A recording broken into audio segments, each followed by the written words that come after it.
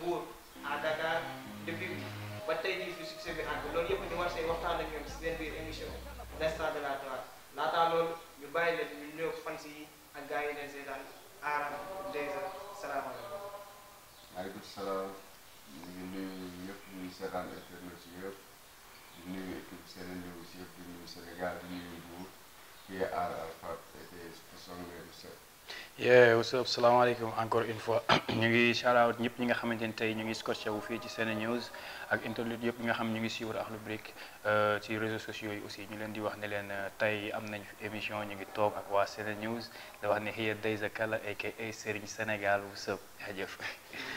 tout d'abord ñu commencé par début bi Ara ak Dayza nan lañ def ba gisante ba formé Akhlou Brick. Yeah, loolu boo ko waxee dañ ci sawar a tontu. Peut-être que damay wax ni nekkul loo xamante ni ñun ñoo ko sax incarné juste que c'est venu naturellement après par la suite si lañ ko cultiver genre dama jógee Kaolack c'était en l'an 2000 à chaque fois j'ai l'habitude de le taquiner comme ça ne ko damay ñëw indaale sama mbuus benn ginaar saxawtee affaire yooyu bon yaa ma accueillir mais dama ñëw fekk la nga nekk benn tapette ma may la fit di ma mbalak quoi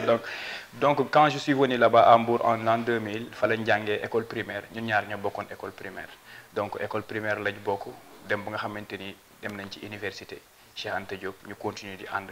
yaakaar naa ni groupe bi ci noonu la sosoo quoi sosoowul ci jékki-jékki rek fil rap wala dara mais avant tout dañu nekkoon école primaire ñu bokkoon classe di jàng nekk ci ba arrivé en 2007 2008 ñu bokk même gëm-gëm muy Maolana Cheikh Ibrahim ñu bokk faydatu Tijaaniya bi ñu gëm bokk tarixa Cheikhul Tidiane en même temps aussi ñu nekkaat ci hip hop bi heure bi c'est ça. groupe bi formé wu Akhlou Brick Ara Dayza tout début est difficile. ñu bëggoon xam commencement bi son yi naka ngeen ko doon enregistré ak audio nu mu doon passé Ara. waaw loolu moom dañ ciy sawar toll parce que tamit damay wax que ne Akhlou Brick fekk na jamonoy kese kaar donc te loolu bari na ñoo xamante ni fekkewuñu ko donc ñun bu ñu nekkee booy lañ doon fooy affaire bi donc dañ ci amoon ay frères.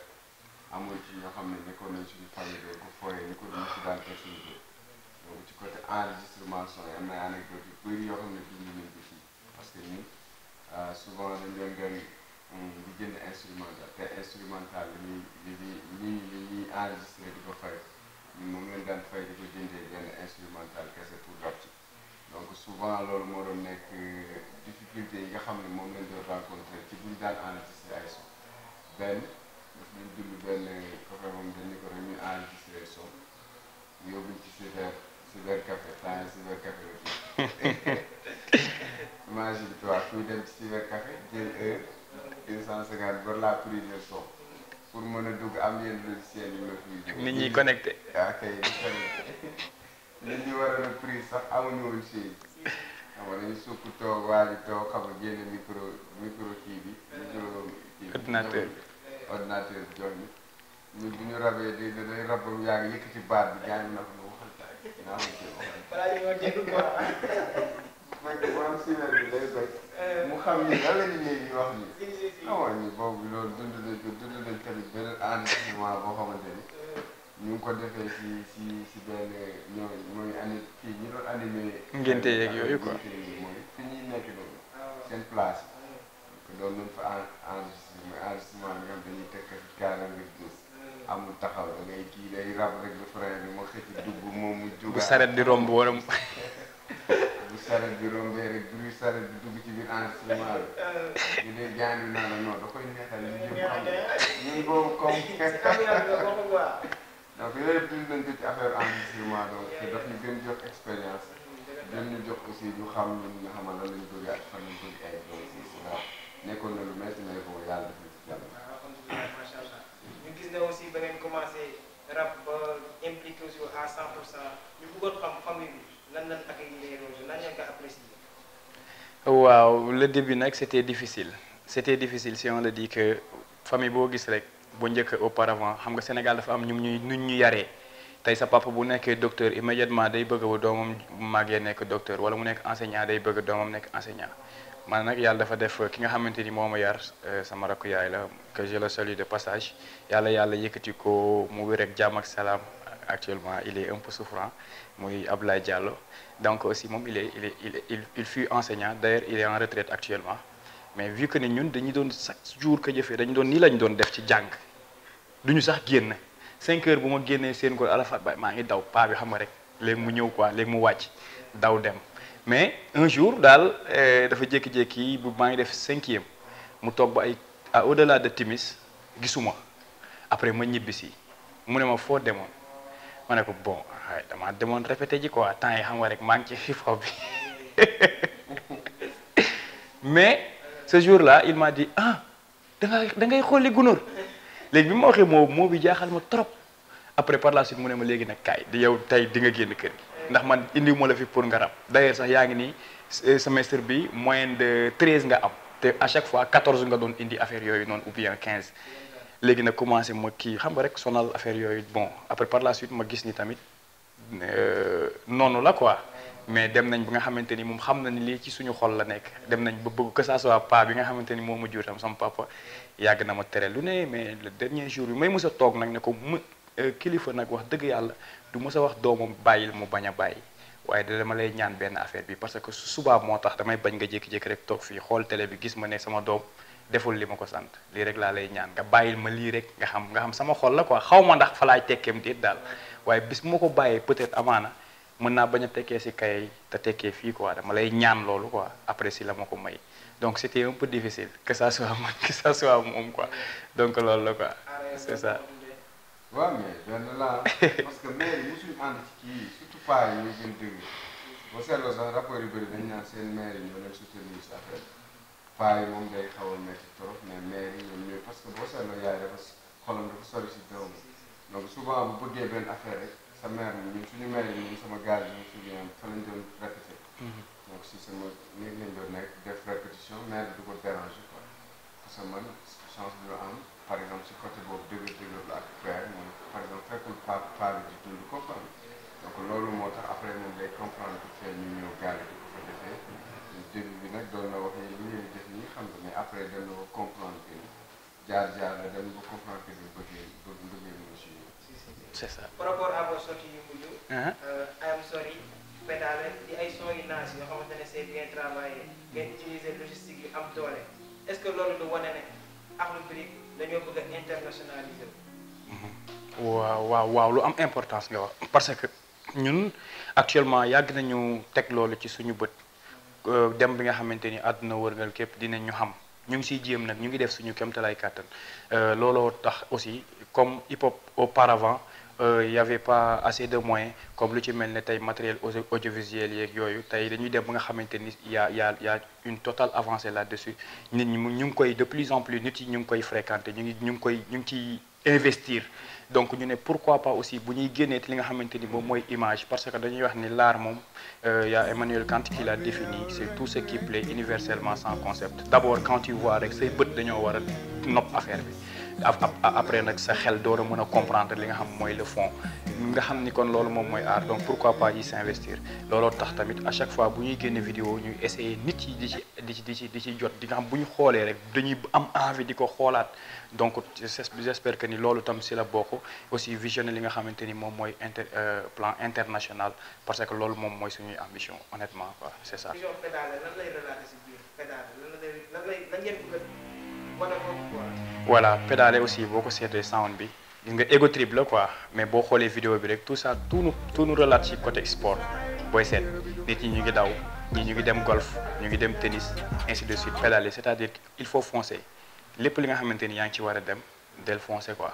te tôt ou tard di nga fa mën a àgg te en plus image bi ça sensibilise pour wane ni kenn waratu la toog war nañ et puis di jóg sound bi c'est diamétralement opposé booy seet moom mook image yi parce que ñun ñu ngi tàgg suñu bopp jël nañ image bi teg ko ci loolu refrain bi li moo aw adéquat pédale laisser deux donc aussi dañuy def benn affaire imagination pourquoi pas ni mbalaxmaan bi di génnee jékki-jékki créer benn way rek naan yuusa ñëpp topp ji yuusa fecc bi xew donc pourquoi pas yow tam nga ne pédale fecc bi xew quoi donc ñun ci loolu la ñuy si soo seetaanee image bi rek da nga koy comprendre yomb na trop.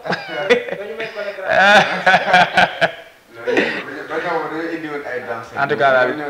yéeg naa ci vélo bi ci soo yéegee ci vélo boo dóoree sa pédale laisser de yaa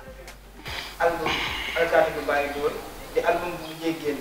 yan retour ngeen si am par rapport ak public beeg fans yi ñu ngi accueillir. waaw ñun moom par exemple ci côté album ci côté présence ci internet Akhlou Brick am na ko xam nga ñun souvent dañ doon génne projet pour wane ni aussi artistes yi nekkatul dañuy toog rek pour di xaar quoi donc souvent dañ fekk benn mouvement boo xamante ni moom moo doon may 4 ans di may ay 5 ans pour gars yi di ko consommer te musique dafa avancé vidéo bi gën a rafet ci àdduna bi ñu ngi 2 semaines la 2 semaines 3 semaines parce que beneen day wàcc fi mu toll nii musique moo nekk loo xamante ni chaque mois beneen affaire bu bees day xew chaque jour chaque moment day am lu xew donc ñun ñu gis ni par exemple pour ñu faire avancer la musique sénégalaise pour que ñun ñi sentir seen bopp si hip hop bi ñu il faut que il faut qu'on soit présent il faut que à chaque fois nit ñi dañuy xaar ñu koy indi moo tax ñu génne album Reis nit ñi consommé ko kontaan si jënd ko album bi am succès bu mag nekk ay number 1 10 nekk ci def ay ventes yu bëri ci biir xam nga ma la ñu ne duñu xaar quoi parce que puisque lii lañ am te am nañ jot am nañ temps mën nañ ko def ñu génnewaat ci benn année bi album bi tudd Alkaati du Bàyyi Dóore ADBD donc mu nekkaat benn album boo xamante ni bokk na si album yi gën a am succès à travers titres yi nga xamante ni moo nekk si biir yu ci mel ni ay Am Sorry yu ci mel ni ay Mbonaas Fall yu ci mel ni ay son rek la ñoom ñëpp ay hit comprendre te loolu pour man mooy projet mooy li nga xam ne moom nga war a jàllale pour Sénégalais ko te retour bi ñu ci am mooy satisfaction boobu moo tax tamit mu ñu bàyyi di toog di xool à chaque fois ñu defaat yeneen pape defaat yeneen affaire yoo xamante ci la Sénégalais di bokkee carrément ci hip hop bi incha allah. bon ñu def benn tour si seen page Facebook gis ne yéen a ngi waajal benn tournée nationale loolu yéen a koy waajal bu baax ak naka lay demee. waaw dañu defoon en 2015 xamante ni moo nekkoon album Raise defoon Raise Up Tour cette fois-ci génne nañ li nga xamante ni moom mooy ADBD donc ADBD bi nga xamante ni génne nañ ko il nous faut aussi ñu defal ko benn tournée yi boo seetee ñaari concert lañ jotoon a def c'était au stade Iba Mar Diop de Dakar en même temps aussi ñu defaat benn concert au niveau de léegi ñu ne pourquoi pas ñu defaat tournée bi cette fois-ci dafa am dëkk yu bari yoo xamante ni dañuy sollicité te yàlla def mosuñu fa ñëw ou bien bu ñu fa ñëwee nekkul suñu programme bopp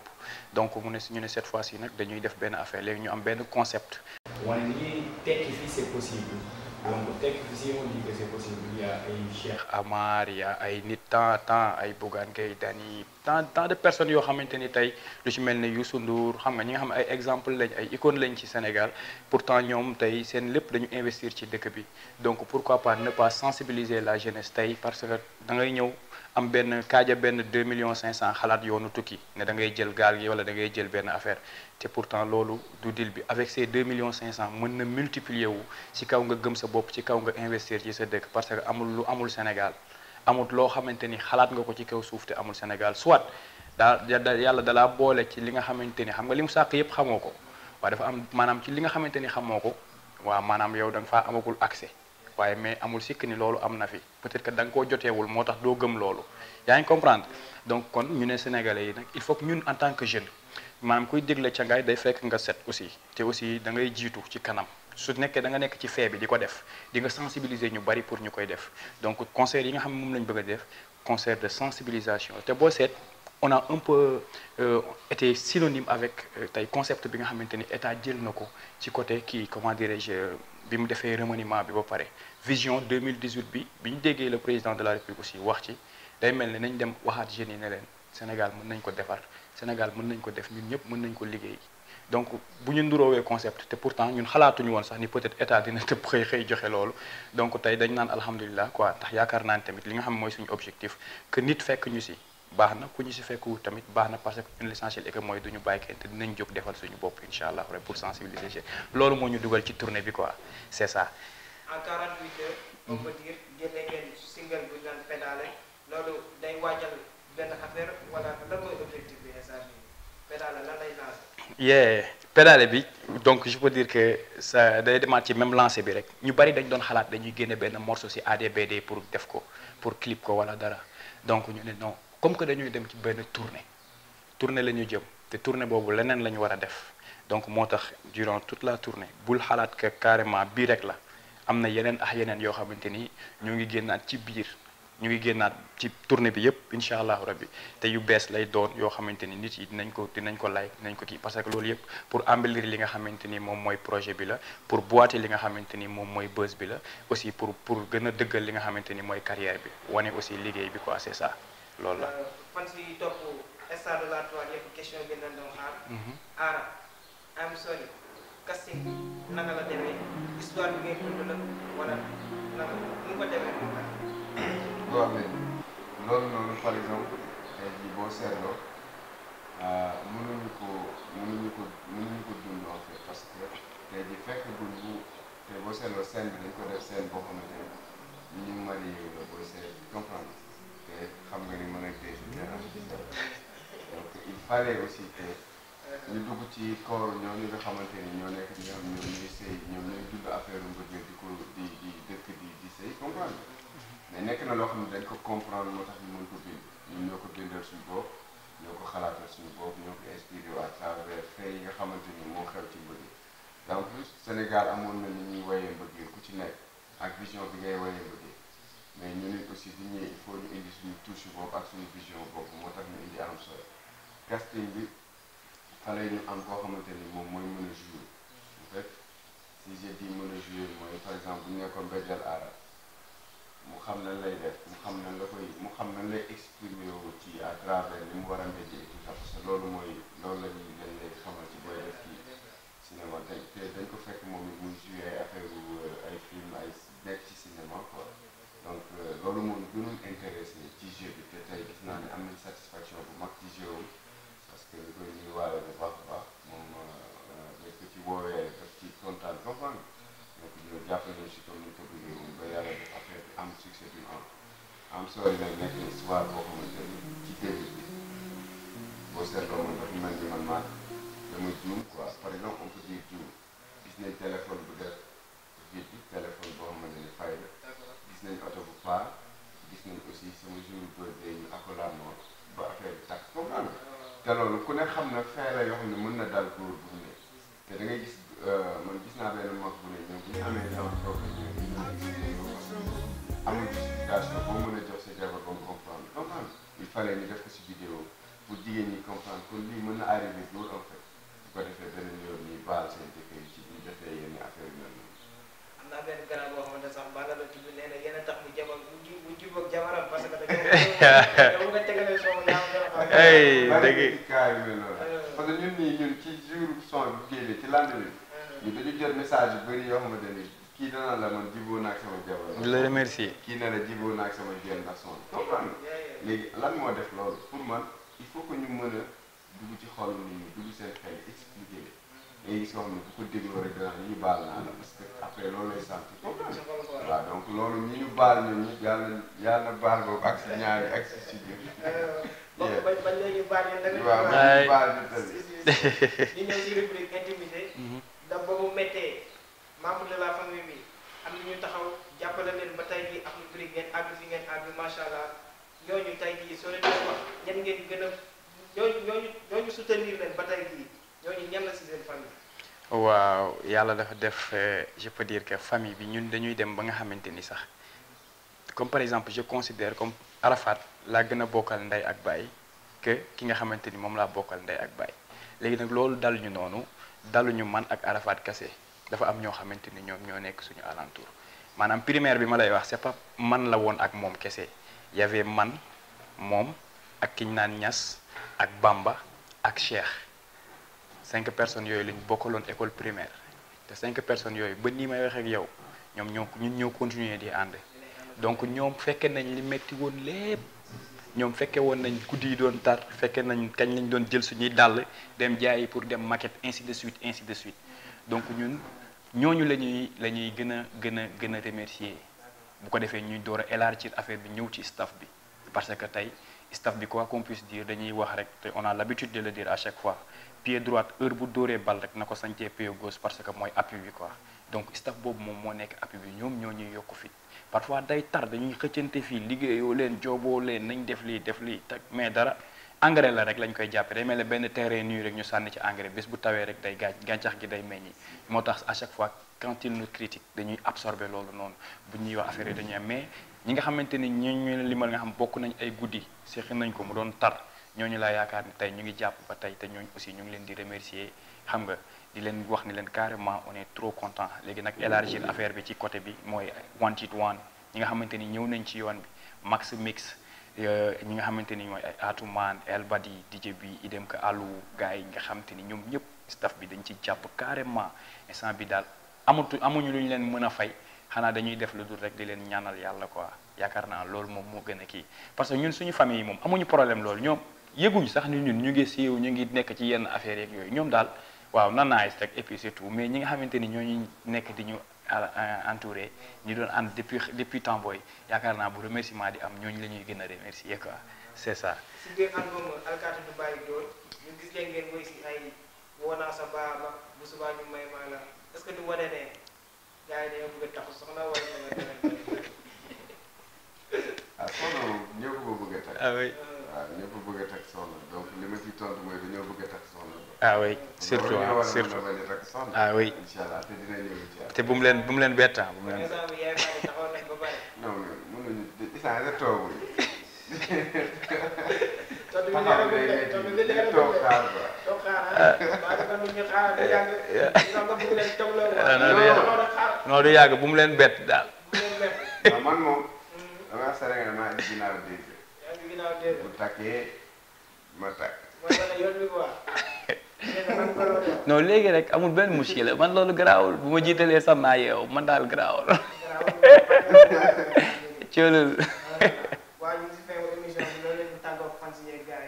yi. di leen remercier encore une fois xam ni émission bi les questions étaient très pertinentes ñu ngi leen ciy remercier ci seen knowledge ci boobu ngeen am parce que yombul c'est pas évident nga nit ñëw toog nga dem xool gëstu ay affaire am ba pare door ko mën a laaj parfois y a beaucoup de gens qui improvisent mais gis nañ à travers seen laaj yi ngeen di def bu ngeen gëstuwul woon du ngeen ko mën a am donc on vous remercie davantage ci côté boobu en même temps aussi di wax gars yi ne leen de leen suivre li nga xamante ni moom mooy Sene News de leen ko ñëw di ko xool topp leen ko bu baax a baax parce que aussi c'est très intéressant di remercier ñi nga xamante ni ñoom ñooy suñuy kilifa ci diine muy suñu muxaddam yi mboolem kilifa diine ci Sénégal suñu mbokku rappeurs yi tamit ñu leen di shout out di leen wax ni leen carrément ñun hip hop ñun ñoo ko moom le peu de chacun c'est la réussite de tout le monde on fait appel à tous les rappeurs du hip hop Galsen kenn ku ci nekk tu mets la pierre à l'édifice inchallah le hip hop Galsen va gagner c'est ça quoi notre message c'est ça. waaw li may wax rek mooy que